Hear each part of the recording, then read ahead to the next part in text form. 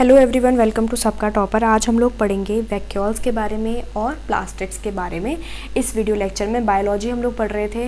Biology का first chapter आपका चल रहा है और अगर आपकी साइंस की बुक का देखें तो फिफ्थ चैप्टर चल रहा है, the fundamental unit of life, class 9th का।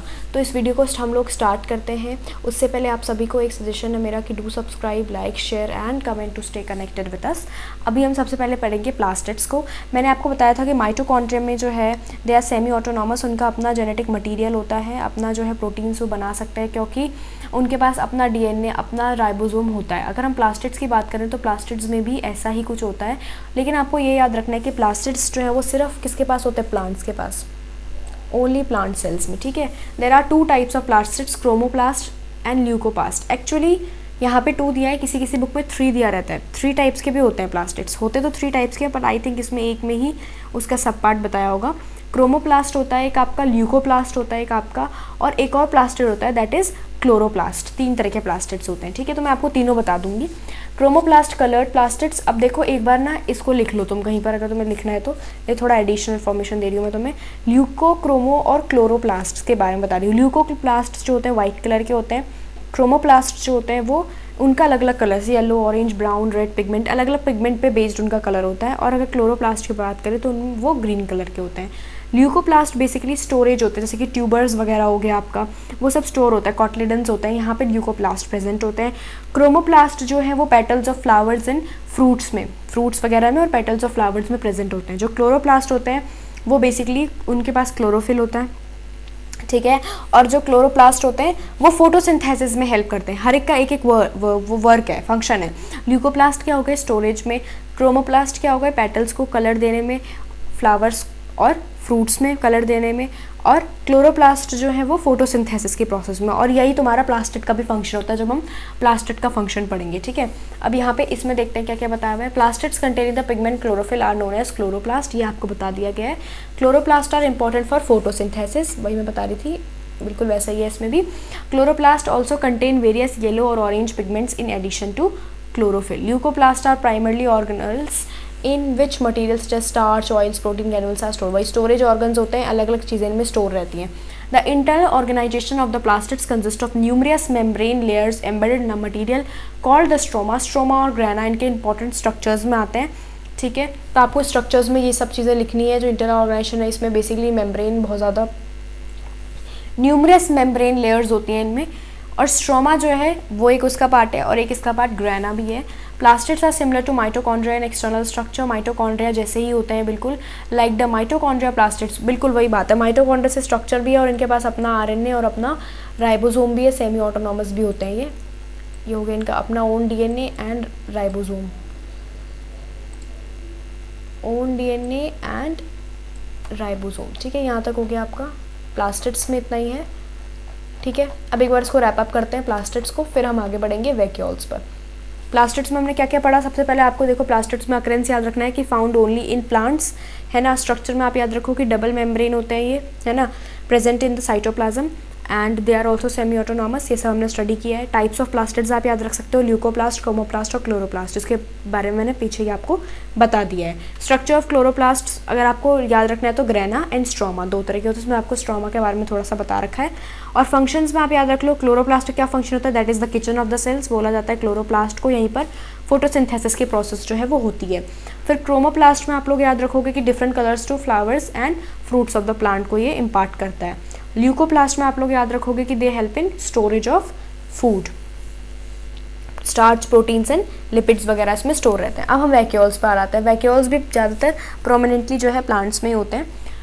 Vacuoles are storage sacs for solid और लिक्विड कंटेंट। इन सब सॉलिड और लिक्विड को स्टोर करने के लिए ये बैग होते हैं। ठीक है, इन्हें सैक्स बोलते हैं, मतलब बोरी जैसे होते हैं, बैग होते हैं।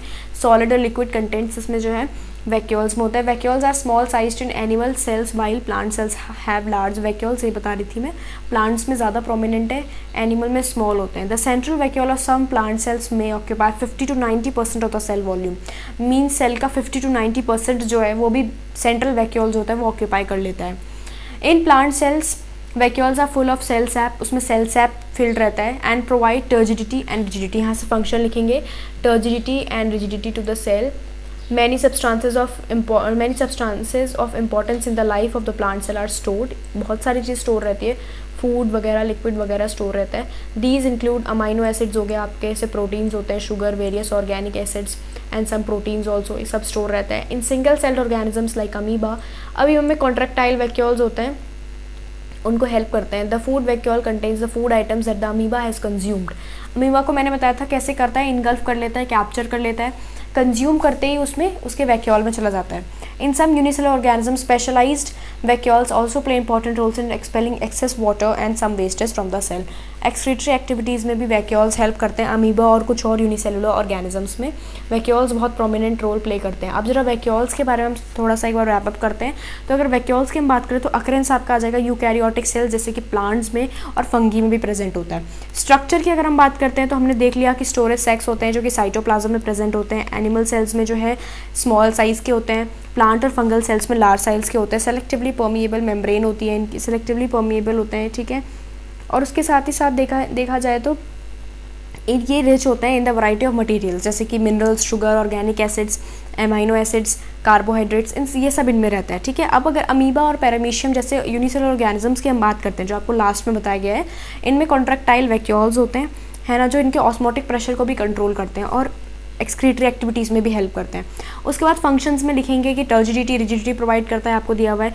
वाटर बैलेंस को मेंटेन करना इनका मेन काम होता है. और इंटरनल प्रेशर जो कि ऑस्मोटिक प्रेशर, ऑस्मो रेगुलेशन जो होता है वो भी उसमें भी हेल्प करते हैं आपको वैक्यूल्स. तो ये आपका वैक्यूल्स का हो गया.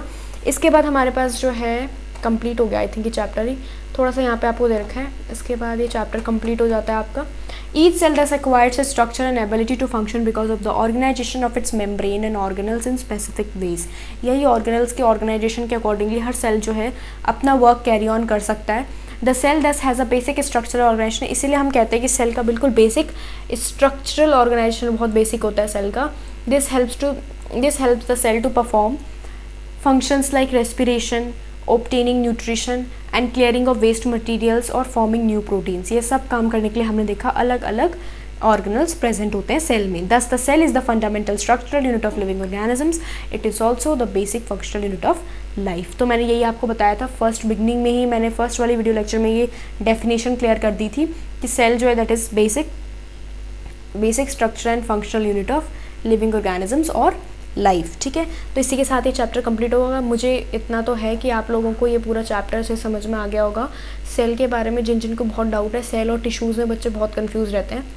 अगर आपको सेल अच्छे से आ गया ना, टिश्यूज़ तो फिर बहुत आसानी से आ जाएगा. और मेरे साथ बने रहो, मैं बता दूँगी तुम्हें, टिश्यूज़ में बहुत ईजी चैप्टर लगेगा तुम्हें.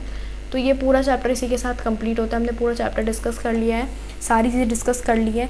अब आपको क्या करना है, you have to subscribe the channel, ठीक है. उसके साथ ही साथ लाइक करो वीडियो को अगर तुम्हें अच्छा लगा है. इससे पहले की सारी वीडियोस को तुम्हें देखना है, तभी चैप्टर कंप्लीट होगा तुम्हारा. मेरा तो हो गया पर तुम्हारा तभी होगा कंप्लीट.